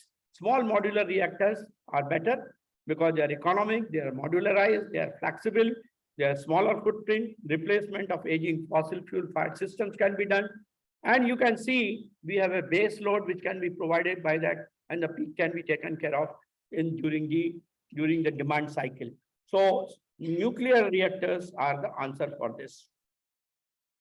Economic development has historically relied on ever increasing material demand. This is for the, again, research I am talking about. All these energy technologies are going to demand huge materials, and material has to be used as a resource. And I'm going to give you a picture. What is this? Lithium, cobalt, and graphite are key ingredients of lithium-ion batteries for EV and energy storage. If I take today's consumption of lithium, in 2050, you will need 506% more lithium. You will need 460% more cobalt. You will need about 417% more graphite. Now you can imagine what is the kind of stress on material is going to happen. The need requires is that you will have to produce more and more new materials. Same thing is the case of solar PV, where you are using indium. Same is the case with vanadium, where we are using the flow batteries, or wind turbines, where we are using molybdenum and the rare earths. Everywhere you have a material stress, and the scientists have to find better methods of overcoming this stress. Another impact of today's technology is on the manufacturing. And that is Industry 4.0 mantra for growth in manufacturing. You know, our manufacturing processes have evolved over years. In the 18th century, it was steam engines, qualitative production, separation of production, consumption, and so on. In the end of 19th century, we have electric power, qualitative production, market economy. So we got into mass scale production. Then we got third industrial revolution, where hyper connection, internet society, middle management revolution, online platforms. And today we have what we are doing today. And fourth industrial revolution will be hyper connected intelligence society, professional revolution, and O2E convergence. That is what the fourth industrial revolution is. There are 9 pillars of fourth industrial revolution: autonomous robots, big data analytics, supply chain, additive manufacturing, cloud, cyber security, industrial internet of things, horizontal and vertical integration, simulation, and augmented reality. I talked about digital twins. You will be able to do the complete manufacturing on paper on your computer before actually you go onto the machine. That is the kind of simulation and augmented reality you will have. These 9 technology pillars will make a complete change as far as the manufacturing process is concerned. Already 3D printing, 4D printing is already coming into existence, where you have digital twins directly driving the manufacturing process. So digital skills and cross-domain expertise are likely to become a game changer for success of Industry 4.0. You cannot be a mechanic what you used to be once upon a time. You have to have the ability to use automate systems. You have the knowledge of new age technologies like IoT, AR, VR, and machine learning. You should have the knowledge of cyber security and data production. You should have cross-functional expertise and soft skills if you want to really become an Industry 4.0 manager. For that, coming to Amity University, it's important for us that we should align our education to the Industry 4.0. If we don't align, we will be in difficulty. For example, flexible production line is what is there in the system. Tailor-made learning path is what is to be provided by the education. Online quality control, we need formative assessment as far as education is concerned. Workers monitor automation. We need teachers as mentors. Whether in the industry we do is custom products, here we have to go for divergence and pluralism. System engineering is one of the major requirements of Industry 4.0. Here education is the goal. And long life learning, you have a continuous teachers training that is important. This is the society, sustainable society. If you really want to do science and technology, there are, I think something is getting covered. But what I want to show you here, there are 2 lines. One is the technology line, another is the education line. The blue line is the technology line. The yellow line is the education line. When technology and education are running hand in gloves, then there is no distress. There is equilibrium. The moment you have the education lagging and the technology is going ahead, then you have what is called social pain. You don't understand how to use the technology, how to effectively make economic use of the technology. And if the reverse happens, that means the second one, the prosperity. That means the education is leading and technology is following it. Then it happens. So this is the present case. And today what we are looking at through the NEP 2020 and others, that we want to reduce the social pain by future technology as shown in the dotted lines. But education will have a much larger slope so that prosperity will come in the future. So that is what is required from the today's education and the technology development system through science and technology. And for that, there is a requirement for us that we should have technology, education, university tie-up, high education, university tie-up, talent access tied up with local universities and education institutions tailored programs, teaming events like you are doing hackathons and so on, like collaborative workspace, co-founder and team creation, agile weekend and coding events, potential first client access. Many times we don't find market access for our innovation. We have to find a method, showcase and network to selected corporate and business representatives so that your innovation can get into marketplace. We need council and government access, local grants, access to council and government sponsored initiatives. mentoring, coaching, business validation. I'm very happy that you have a management school, you have people who are doing entrepreneurship management, consultants, corporate taxes, all executives, all of these have to become part of your education system to provide for the technology hub. And of course, innovation doesn't happen unless you have angel investors, VCs, structured investment systems and funds, and seed funds to come at different stages of the innovation cycle. So what universities need to do now? We have instilled 4 C's into students in the new paradigm for science and technology and sustainability. What is that? Communication, collaboration, critical thinking, and creativity. These are the 4 C's that have to be included. Make programs and ICT education a compulsory subject. Develop educational content in collaboration with industry. I was happy to know that you have an industry partnership which is helping you to revise your curriculum periodically. It is good. Reform content and methodology of education via digital. Have top people resources to lead global industry engagement. See, basically what we are asking is get people from industry to be part of your system periodically. Create new business trends through reform of higher education. And Industry 4.0 needs government, industry, university collaborative research. Then only India can actually get Industry 4.0. With these inputs, if we can do that, then we can actually achieve what is important for making what is called the top centers as far as science and technology. For example, activities being currently delivered, research and advanced engineering 50%, innovation and the center about 42%, so on. But our goal is end-to-end module development, end-to-end product development, global center of excellences in core engineering and area of business, driving innovation out of the center, and research and advanced engineering. Top activities to be delivered in the next 3 years. That is a kind of path you should follow as part of your university. So the priority should be design and make in India, Industry 4.0, agriculture productivity improvement like precision agriculture, development of Internet of Everything with digital economy, education 4.0 and skill development, upskilling is important, creation of export-oriented enterprises, clean and efficient energy systems, efficient transportation and logistics, smart cities, infrastructure, service sector, freedom from fossil fuels, alternate fuels, EVs, cyber security, digital world, and defense and aerospace. So we need green development, climate finance, and life, as mentioned by our Honorable Prime Minister, accelerated inclusive and resilient growth, accelerating progress on SDGs, technology transformation and digital public infrastructure, that is important, multilateral institutions for the 21st century, and women-led development. This is another area.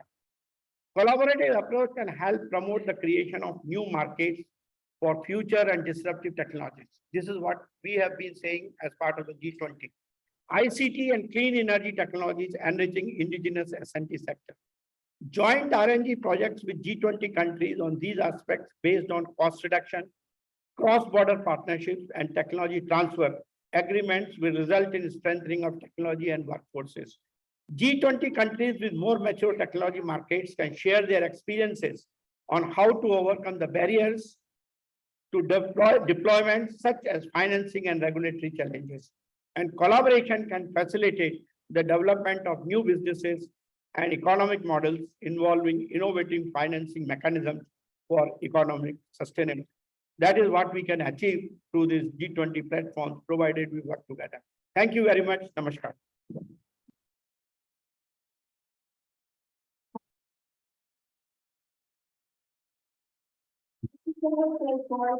Insightful lecture. Now is the time that we acknowledge the talent of our brimming buddies. So without further ado, let's begin with the certificate distribution ceremony.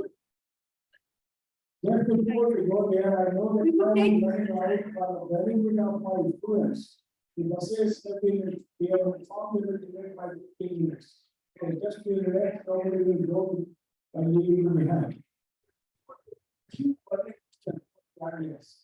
Sir has given us a agenda to create a private and green future and the strength of the science and technology, with the triple helix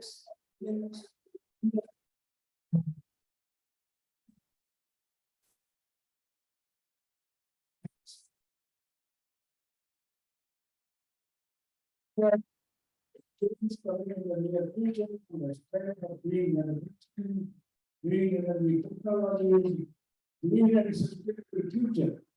That consumption, so that we also realize that not this world for everybody need, but not enough for everybody need. Modify our lifestyle and make it more sustainable compared to what it is. So let's have a few, let me put just quickly, we have just 5 minutes, yeah, whatever we have left.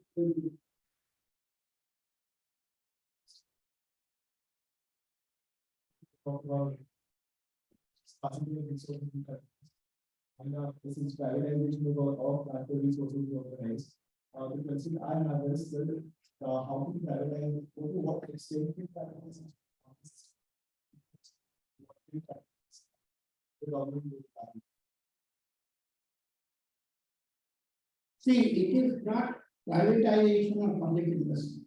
It is investment which is with the goals of sustainability. So even whether activity is done in the private sector, government sector, all of us have to follow certain norms as we talk of resources. Resources means circular economy. Like MIT is a private university. It is working with sustainability development goals like water treatment, waste treatment. So these are all the factors which are found in community. But efficiency is one aspect which sustainability has a denominator in the private sector. So to that extent, accelerated growth of sustainability can take place in the private sector as compared to the public. But there is a cost to sustainability. As I mentioned to you, even for getting 500 gigawatts of solar for a renewable power, we need $223 billion. Now, obviously, this will. So that is where government comes. So when there is a large benefit associated with the sustainability, I think government investments are a must. But when there is a meager, small, I think the private sector will be an excellent. So it's the joint exercise of private and public with the ultimate goal of meeting all the SDG 17 goals, 1 to 17. Take me seriously, sustainability is a big business. It's a big business. You will save millions and millions of dollars, which we are currently wasting on healthcare, on destroying our environment, creating uncleanness. And that gain cannot be really kept aside. And therefore, sustainability is a big civic sense, and it's a big business. Also, you will make more money by being more sustainable in terms of your approach in utilizing science and technology.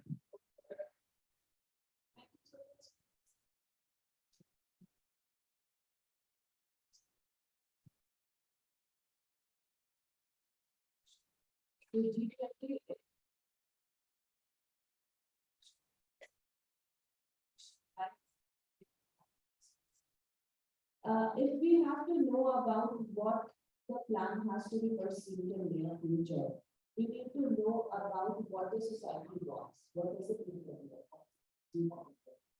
So for that, big data plays a very critical role, but the volume and volatility of the big data is so humongous that how can we, within a city scale, how can we achieve it, analyze it, and utilize it?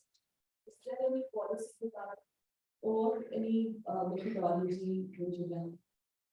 In fact, one of the major things as far as the use of data for any activity is concerned is extraction of data, conversion of data into usable, bringing harmony in the data. But data sources are many. It comes from different sources. For example, if you take statistical data, we have an NSFO, which gives you the data about population, about health. Now, if I'm going to do a policy related to that, this is one source. But then there are other, like large number of individuals collecting data. Each one has got a different method of collecting data. Each one has taken a different baseline for doing data. So their conclusions also become quite direct. The most important part is in the data management, and that's why India is the first part, creating a data repository in a unified manner. First, that is what the NITI Aayog is doing today by bringing all these resources, data coming from different directions to normalize them and put it on one. That is one part. Second part is data will have what is called behavior data. Now, your algorithms have to be very critically designed such that outliers can be taken care of. All the bottom layers can be taken care of so that you don't make any judgments based upon, singularities. You should not make based upon that. So data analysis becomes very important. The tools which you are going to be using also should be tried and tested tools. They cannot be tools which have got again their own weaknesses. For example, statistics. You will take what kind of a distribution you are going to use in a statistics. Am I using a nominal distribution? Shall I go for any other type of distribution? So each one will have to be properly chosen depending on the context. So the method of doing it, the data structuring, data unification, and then of course the tools which you will use, they will decide what will be the output. When they used to say data, when I was a student, professor, Dr. Saraswati was it. But today, data is data. It's giving almost everything. It's giving you the knowledge, it's giving you the data, it's giving you the capability, it's giving you informed decisions that will bring insurance and everything else on the basis of knowledge. So, believe it or not, giving a chance like that to find the concept of architecture as well as concept of town planning together. Really, the town planning and architecture is that to create the image of the kind where you require for sustainability feature for around and around the world. Around the world, planning and architecture will go together. In my country, planning is a separate quality, architecture is a separate quality. If you ask the architect, are you a planner? He said, no, I'm an architect. So, planner, are you an architect? I'm a planner, I'm not an architect. We have to put these two together. It's a age of integration. I have a lot of critical relevant or not. Let me see who else. Okay. So, that our demand for protection for more reliable and sustainable resources. There is another system. I mean, I'm talking about. You have to demand for the behavior.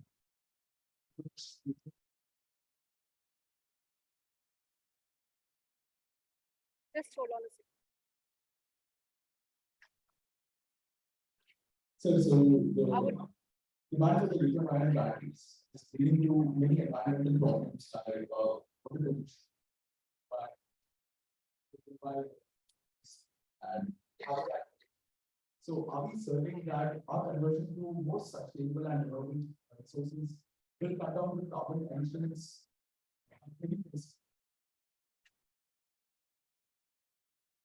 I take clear indication. Today, if we are looking at, we are at 50 gigatons CO2. If you introduce renewable energy, if you introduce, for example, all together, which I mentioned to you, will 39. So there is, if you follow these pathways, then you will have certain reduction in the. But we have to follow it judiciously.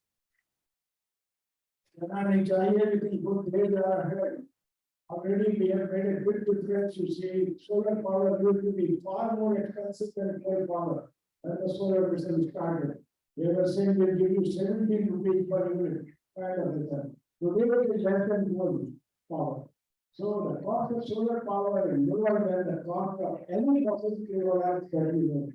To mother When you have transparent solar cells, all your windows of the house will become solar panels. And you will be able to generate as much energy as you require for your battery.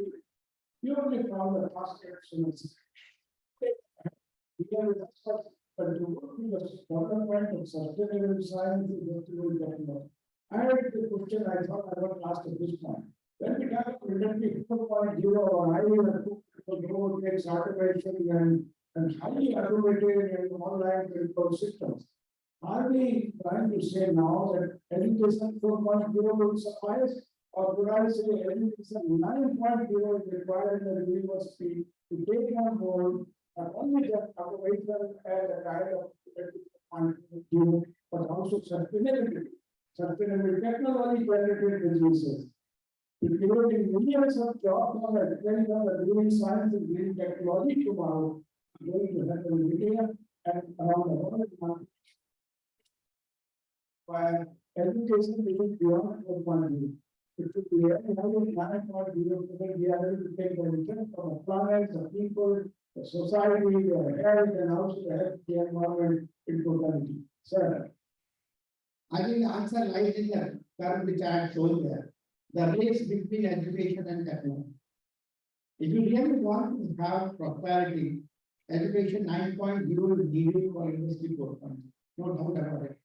And if you look at what economic forum definition of education 4.0, it has a huge emphasis on sustainability. Sustainable curriculum, what they are talking of, should consist of all these aspects which we are talking in terms of automation, robotics, etc. But I want to mention, education 9.0 should not be in a situation that the human beings start thinking that they have nothing to do. The machines will do everything. That's a wrong concept which will be propagated. 9.0 should say that we have automated, but we have always man in the loop in such a manner that man does most of the mental functions, does most of the cognitive thinking, whereas machines does all the hardware stuff, bringing quality, bringing speed, and also removing the hard labor which the human being do otherwise. So we have to bring in that kind of thing. Probably you will call it education 9.0 at that point. Because creating new jobs is very important and I want to really ask Dr. Sarvamurthy, I think you could express some of this, Dr. Saraswati, your former colleague and your boss. Thank you, Dr. Saraswati, for this wonderful clarion call which you have given to the whole nation, that when we are looking at science and technology, and when we are growing at this 7% GDP growth rate, we will be growing perhaps after some time double-digit. So we have to keep in mind this sustainable development and inclusive growth. So you have very lucidly presented what a great lecture it was for the G20, because this is a great opportunity for us to develop the Indian model for not only for developing world, but also even for the developed world. So your model, the presentation today is an eye-opener. And I'm so happy that you mentioned that how government, academia, industry, and society can work towards the sustainable development goals, 17 goals. So when our Honorable Prime Minister is looking at Amrit Kaal, next 25 years, which is going to be critical for all of us, that Saraswat's lecture has really given a margdarshan. How do we employ science and technology in this endeavor of keeping the sustainable development goals when we are moving towards the 100 years of our independence? So we students, faculties, and the Amity has a big role to play in implementing. These are ideas, the plans, strategies which he has placed before. So it is for all of us today in Amity. Amity is committed.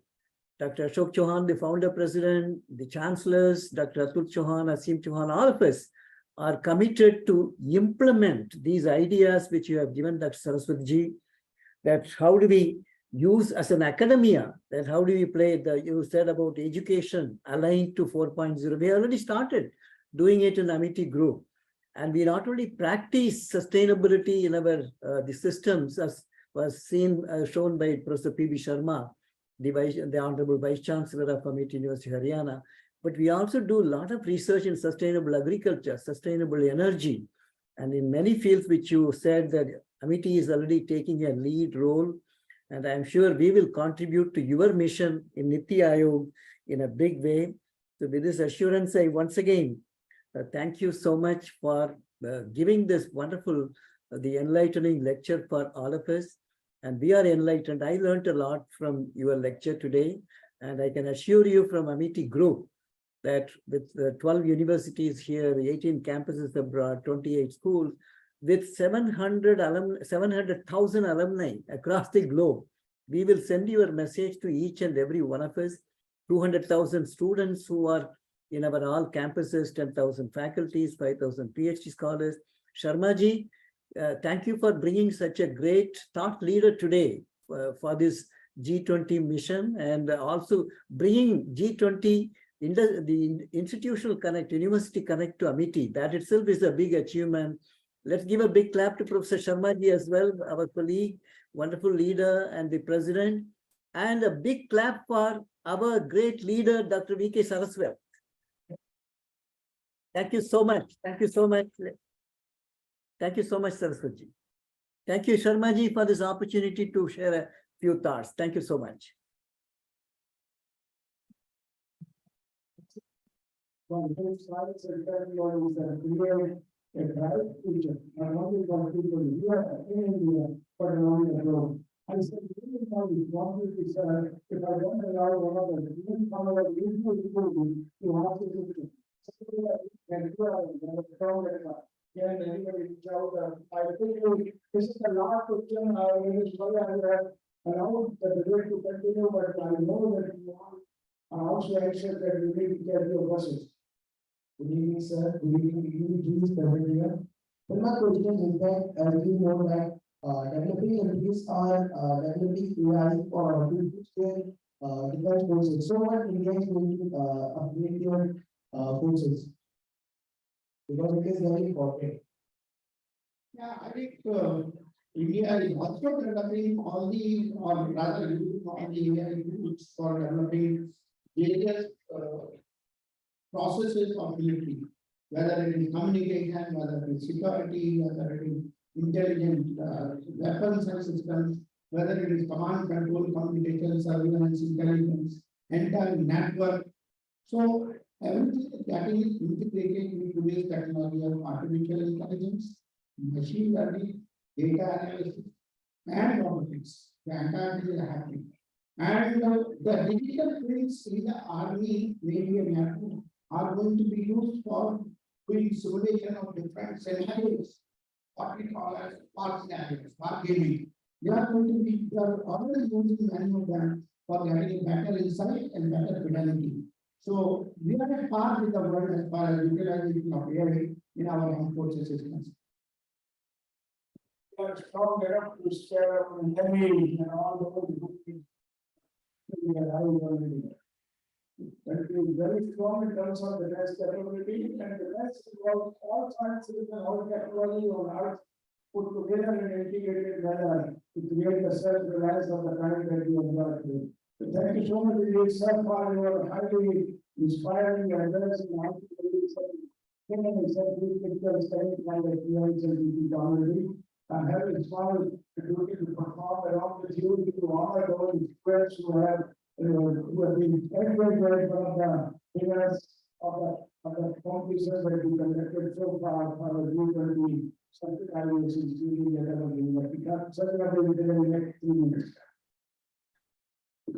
The first position for the G20 poster competition goes to Yashwini Yadav.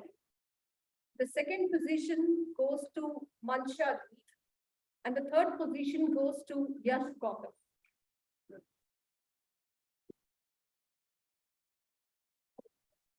The winners of the brainstorming session are Anna, MSc Clinical Psychology, second semester; Zeba Hussain, MSc Clinical Psychology, second semester; Anant, MA, fourth semester; Saundarya, MSc Clinical Psychology, fourth semester; Afreen Javed,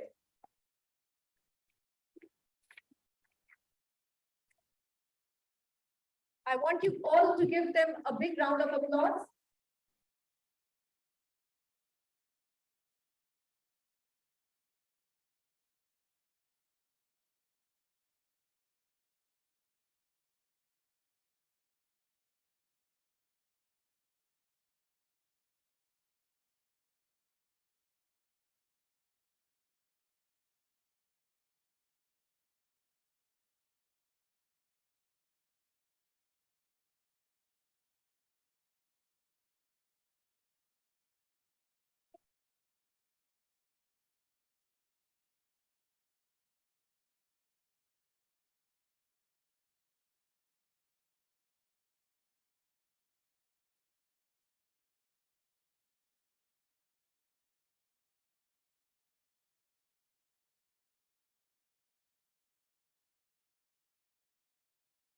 Please give them a big round of applause. They have done really hard work and they have actually won that. So they deserve the claps.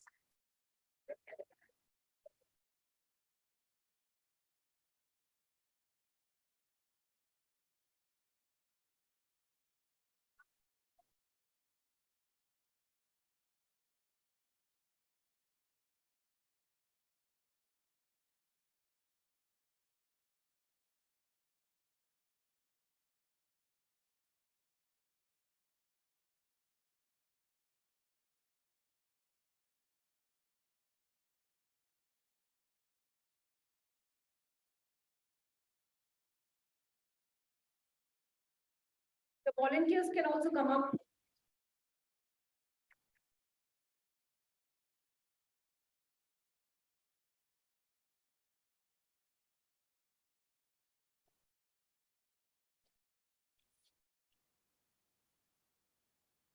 May I now request Professor Uday Narayan Singh, Dean Faculty of Arts, to give the vote of thanks. Just one word, thank you very much. That's what I will say to Professor Saraswat, because his lecture has been very inspiring. And we must also thank our founder president, the chancellor, and the vice chancellor, pro vice chancellor, for giving us this opportunity. Thank you very much. I would request all the participants from the exit gate from the back outside the auditorium. I would request everyone to stay back for the national anthem. Please rise for the national anthem. I request you again to stay back. Do not forget to pick up your packet outside actually.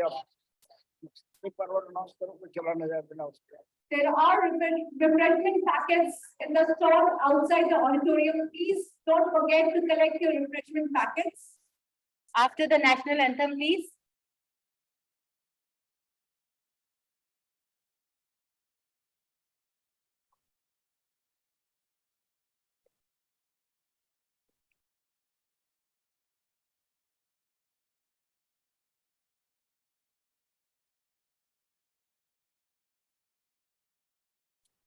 जनगण मन अधिनायक जय हे भारत भाग्य विधाता पंजाब सिंध गुजरात मराठा द्राविड उत्कल बंगा विंध्य हिमाचल यमुना गंगा उच्चल जलधि तरंगा तव शुभ नामे जागे तव शुभ आशीष मांगे गाहे तव जय गाथा जन गण मंगलदायक जय हे भारत भाग्य विधाता जय हे जय हे जय हे जय जय जय जय हे